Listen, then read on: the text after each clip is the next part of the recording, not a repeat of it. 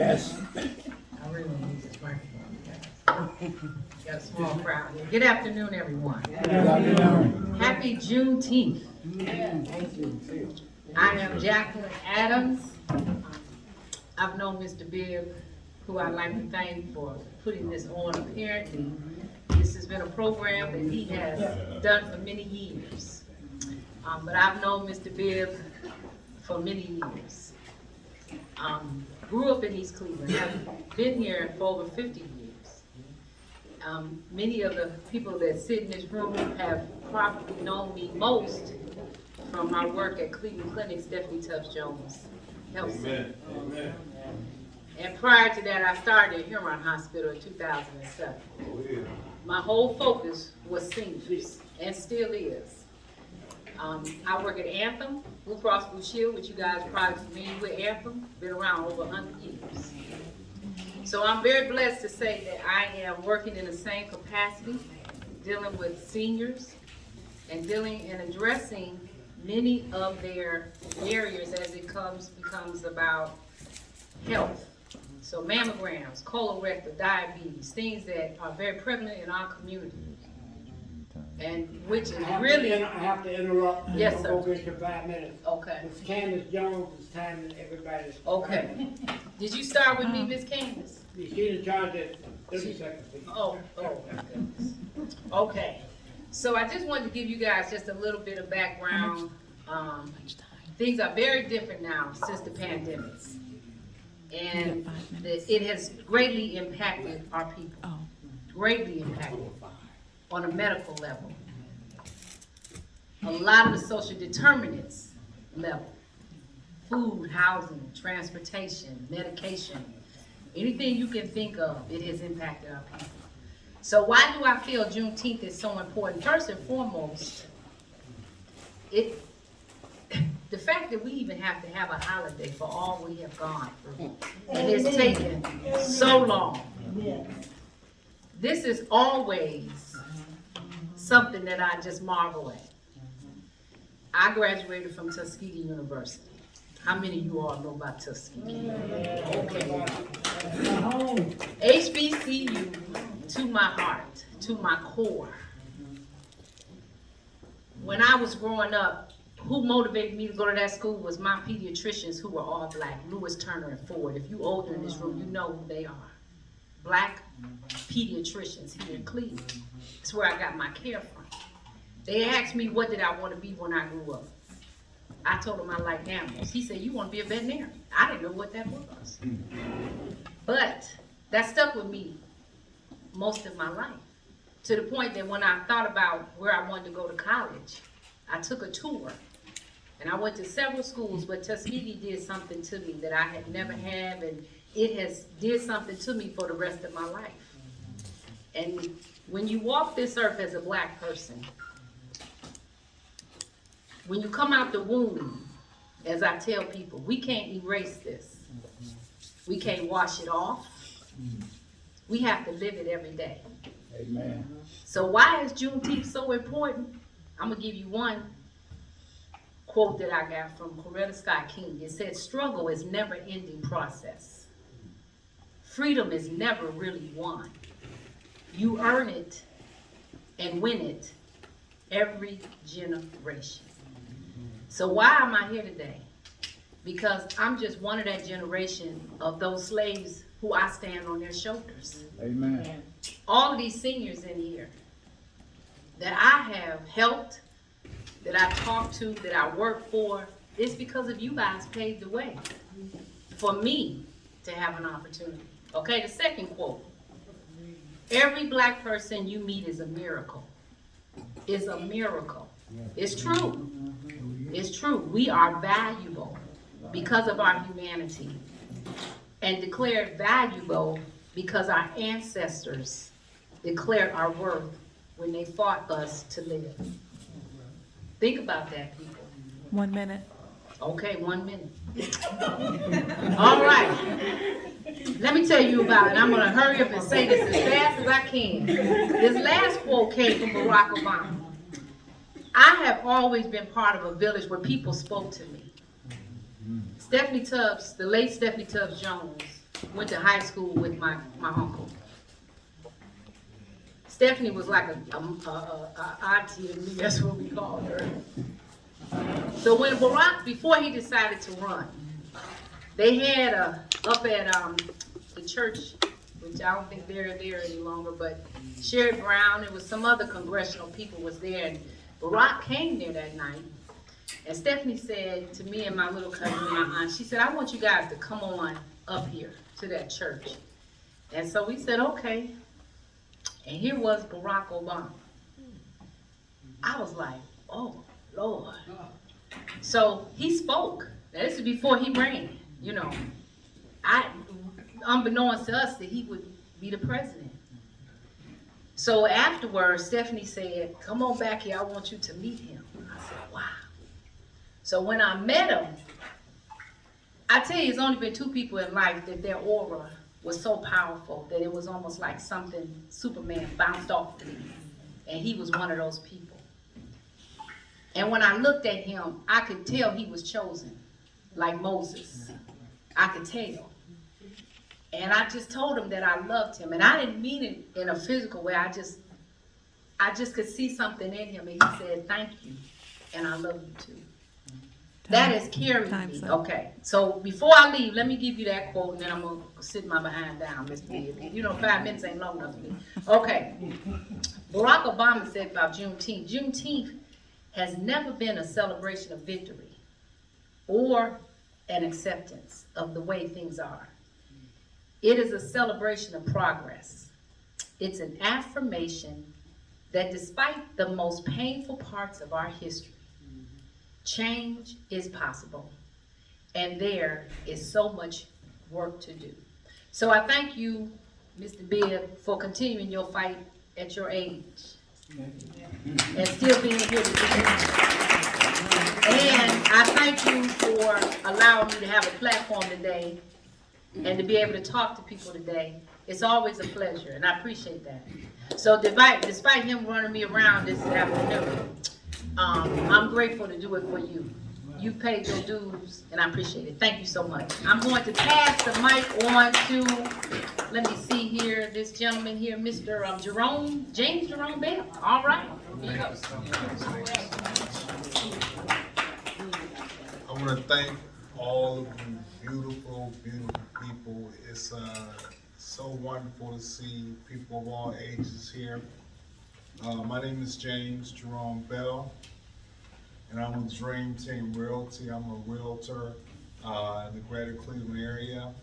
What Juneteenth really, really means to me is it's symbolic of the struggle that we have been through, not only since we have been in America, but through our middle passage, the voyage, the turmoil, the segregation, the lynchings, the castrations, and so many other things that truly begin to wonder why we're such vibrant, dynamic people. So I just wanted to say that, you know, Juneteenth is something that should be for us as the Black family, Black community, Black excellence, as we continue to strive and move forward in these difficult days with inflation, gas prices, food, and things like that. But I'll let you in on a little secret. It's always been like this for us. We have always been survivors. That's why, you know, I don't really, dread the future. I embark upon it with grace and dignity, not only for my people, my family, and my ancestors, but I realize that the turmoil and the triumph of the moment is what really, really is going to invigorate us and lead us into a coalition for a better life. So, you know, true wealth building in the Black community, it starts with real estate, it starts with tangible assets. So I would say as a black person today to get your financial house in order, little by little, because times are coming when, you know, things are not going to be like they are today. We see the decline of America as a world power, and not so much that America won't be on the earth anymore, but Rome is still on the earth. 1 Egypt minute. is still on the earth. And so we see that we need to do better in all things. So I ask that, you know, you get your house in order, you strive to do better in your community and make your city, state, and government what it ought to be, and hold elected officials accountable, but more importantly, hold yourself accountable to a higher and more noble life. And so that's what Juneteenth means to me. And so we need to take this time and do better, recognize our accomplishments, and always, always strive to do best and keep the Almighty in mind. Thank you.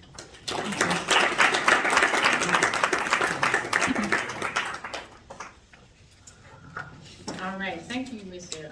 James Jerome Bell from Dream Team Realty. So Mr. Bell told me when I came in, if you're looking for any type of realtor, opportunities, houses, homes, land, whatever, he is your man. Isn't that what you said to me, Mr. Fitz? Don't choke on that water. Okay, very good. All right, next we have Mr. Mike Seals, President of the Cleveland Ward 7 Democratic Club and Ohio House of Representative candidate. Hello, everyone. As stated, my name is Mike Seals, and I am a candidate for Ohio House District 20 as it is now. Formerly, well, actually right now it's 11, but due to the passage of the gerrymandered maps, it'll, January 1st, 2023, it'll turn to House District 20. You know, the reason I chose to run for state representative is because, you know, I have a background in organized labor. I'm sorry. This part is five.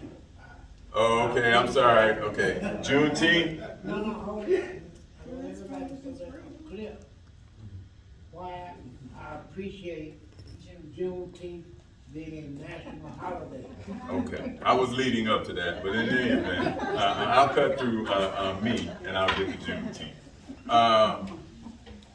The reason, Juneteenth, when I think about Juneteenth, the first thing that comes to my mind is reparations.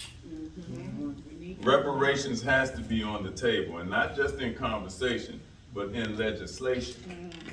Because when you weigh the pros and cons, slavery and oppression is facilitated through the legislative process.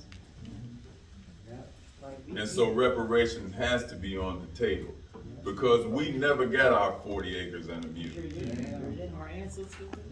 And that's through legislation. We're printed through legislation because those who understand the dynamics of economics, they know that economics starts with land. So that's why when Juneteenth is mentioned, if we are not passing legislation that corrects the wrong that has happened to us in the past, then Juneteenth means nothing. You know, we've got enough celebrated holidays with no real meat to it. We need some meat. You know, we deserve land. Every human need is a human right. Human right demands food, shelter. Education is not a privilege, it should be a human right. Every human being should be educated to the fullest capacity of whatever society that they live in. So that's what Juneteenth means to me. I mean, I don't get me wrong, I love celebrating, but we need to have some meat in the game. All of it, we've been celebrating for years, and it's time to pass legislation that favors our needs. because when you look at it, corporations spend big money on legislators to pass legislations that favor their greeds to the sufferance of us. So we tired of getting these small time, I mean, not to say that I don't appreciate it being a holiday, but we want some real meat to the Juneteenth situation. Because we suffer, we fought and bled, died in every unjust war that America's had to keep them free. The 1% I'm talking about, because it's a shame that in America, 1% of the population controls all of the wealth. And that's facilitated through the legislative process. And I'm gonna land the plane right there, and that's why I'm running for state representative.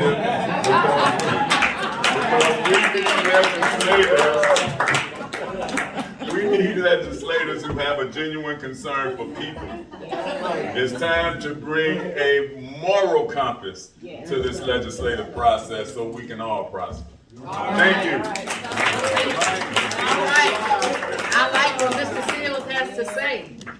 You should have had another, different program, or earlier program about the candidates, Mr. Bibb. I didn't know. Hold it, it's coming. There you go. Hold the clock. He said, hold the clock. Uh-oh. I'm gonna take advantage of the CEO I got up here. Oh, he does. CEO. I see it. I see it. Hold it, I said hold it. Okay, I'm holding it. CEO, would you tell President of the Council, Dave Martin, what's happening on July 2nd on that Friday you have there? Well, the Cuyahoga County African American Democratic Caucus is sponsoring a Democratic forum for candidates of Ohio State Senate and Ohio State Representatives from 2:30 to 4:30 p.m. on that Saturday, July 2nd, 2022. And Jack Adams, you're gonna be one that's happening. Thank you. There we go again. Okay. Wait, tell them who's paying on the 2nd of July. You got Michael Seals and Terrence Upchurch.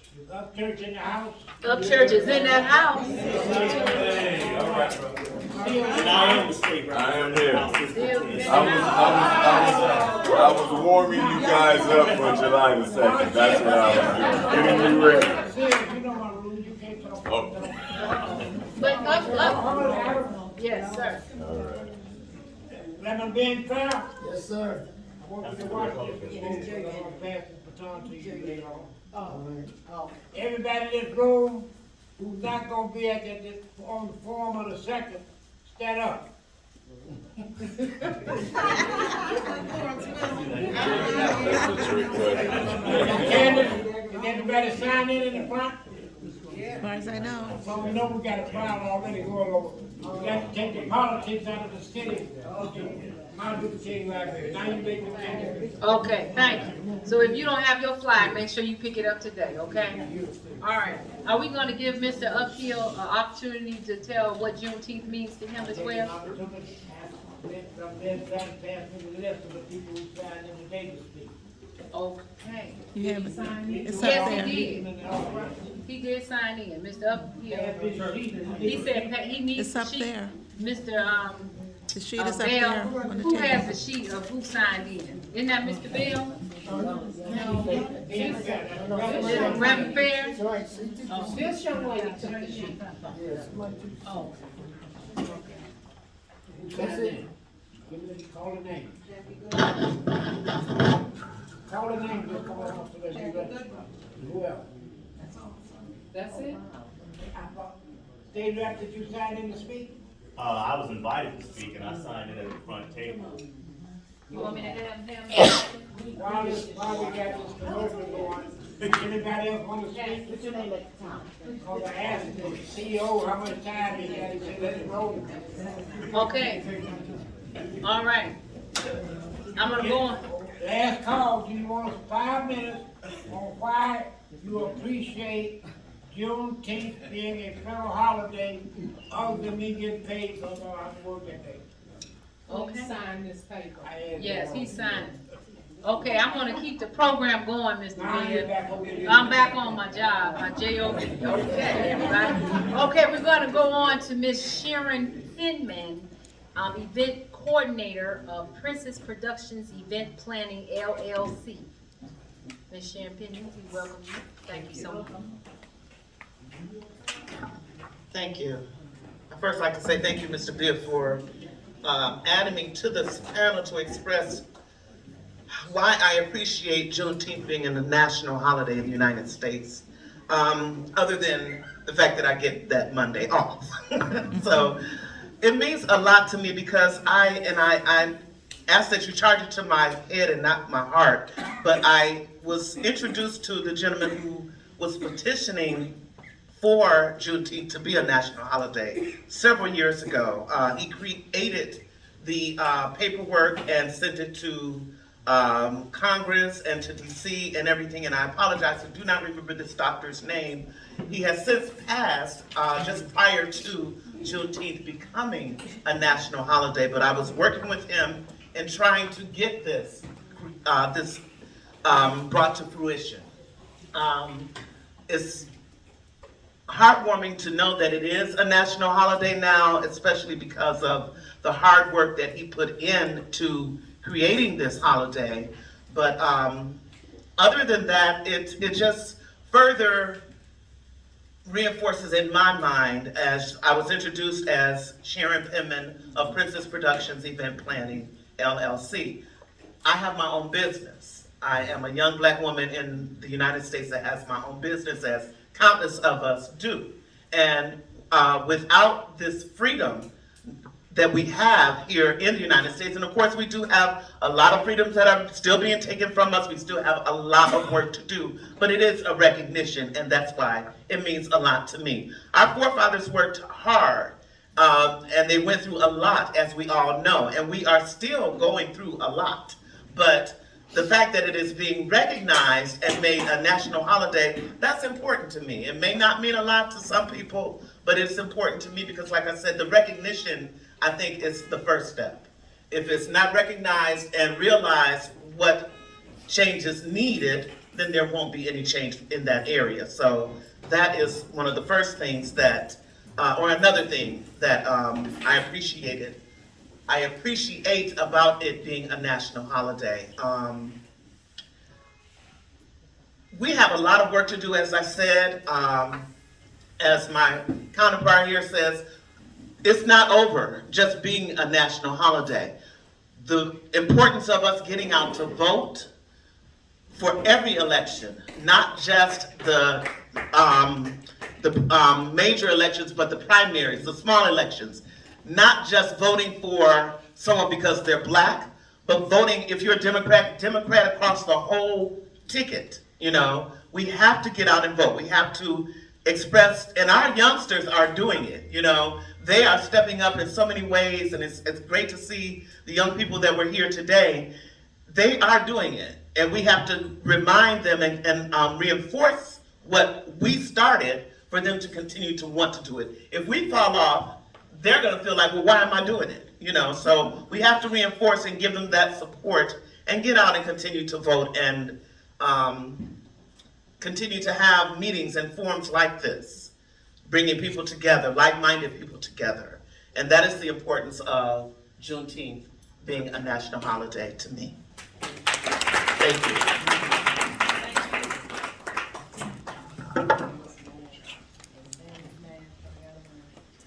Okay.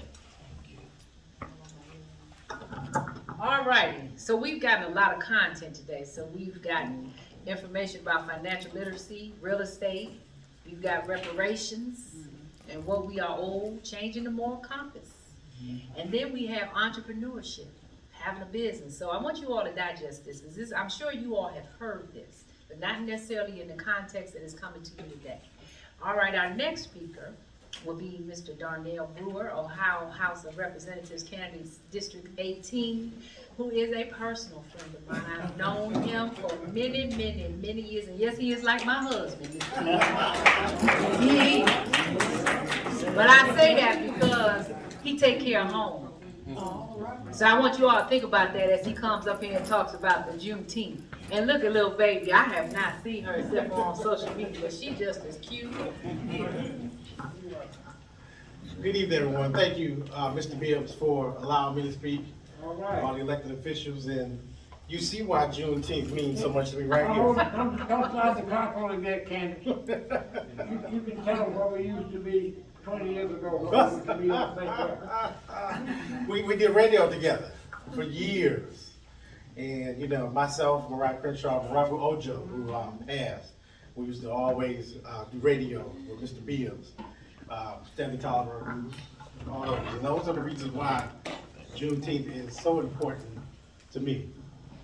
It should be a day of learning. That should be what our goal of Juneteenth should be. We have a day of service for Martin Luther King, but think about Juneteenth and what it means. Think about you being a slave and not knowing that you were free. Think about how you learned the day that your freedom came. What would you have done? The marshals come up and say to you, you're free. And you learning this. Just think, what would you have done? Would you believe them? Just imagine, put yourself in that place.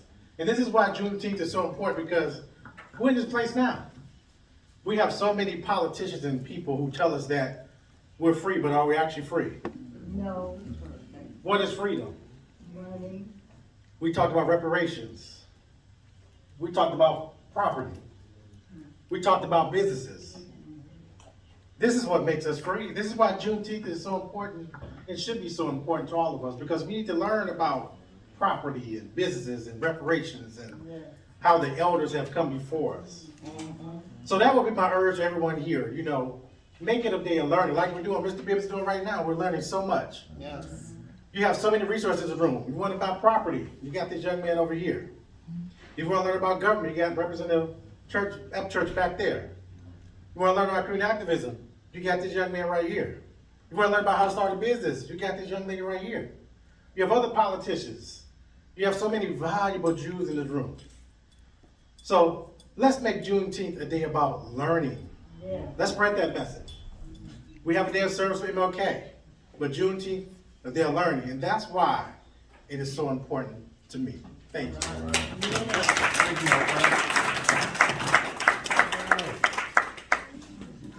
I'm gonna take that jewel part.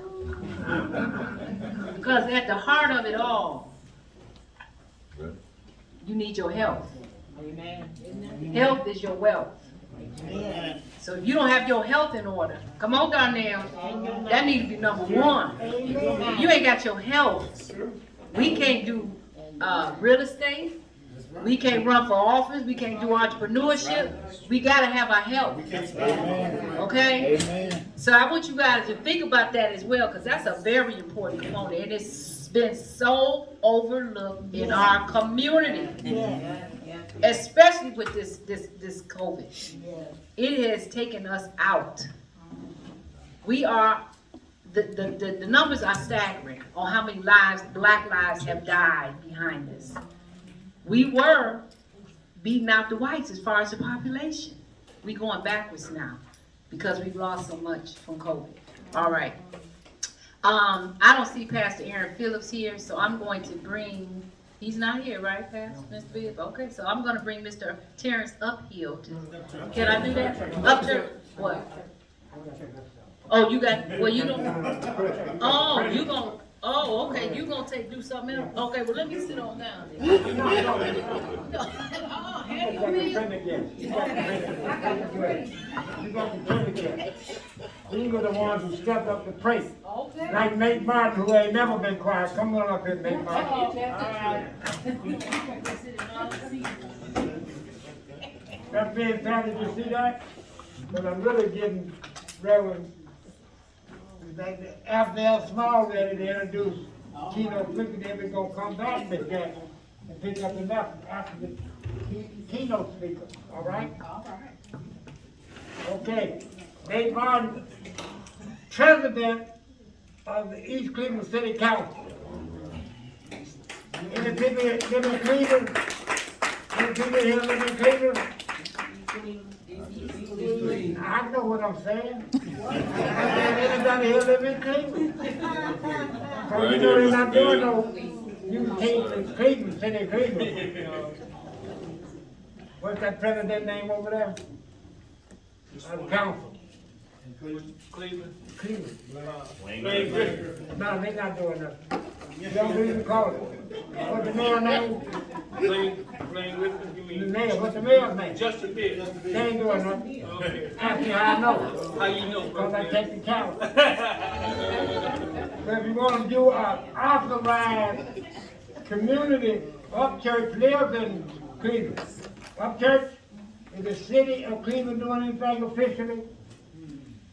City of Cleveland's working. No, they ain't doing nothing. Upchurch, I thought you knew me. I ain't gonna lie. You know better than I do. Now, Upchurch is a state rep now. He's a Boy Scout, he's a state rep, and he lives in the city of Cleveland. But I got him out here, CEO in East Cleveland, so he could be part of the biggest Juneteenth in the County, and the blackest. Yeah? See, I'm here today teaching. You wanna know what give me the right to teach, Reverend? All these different events that they talk about that happened, like when Martin Luther King came to Cleveland the first time. Let me teach my CEO this one. It wasn't but 15 of us there, because the rest of us were scared, Reverend. Right. They're scared that they don't work. Anybody, if you raise your hand, if you got any idea how old he was about that time, just raise your hand now.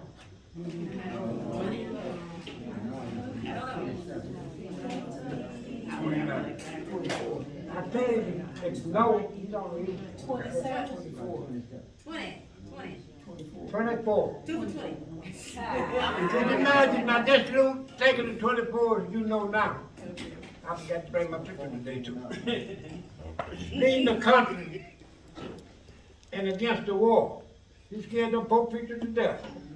They can't come in my church. Except the son of one preacher is in the house.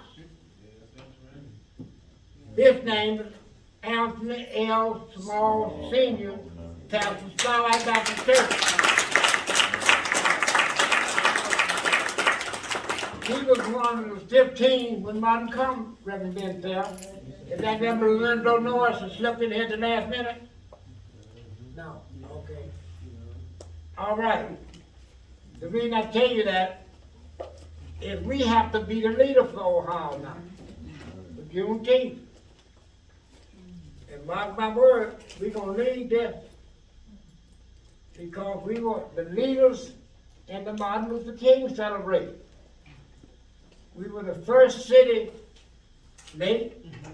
You walk down the street, tell them what you were carrying, and that they gonna find going down. Right down there. Yes. Tell the CEO what band it was. Yeah. Tell them what band were you? Going down the street. Whose band were you? Shaw Cardinals. That's right. All right. Now here's something up church you didn't know. When Cleveland want to do something, guess what band they have to use? Shaw. Best band in the land, that's right. They have to use Shaw band. You know why? It's the best band in the Max land. Field, you live in Cleveland. Tell them why they have to use Shaw band. We don't have one in the city. Don't stand up and say it loud like you were. Stand up. Right. Tell them we don't have no band. We don't have not one high school band in the city of Cleveland. Oh my God. And now let me see, I got another people.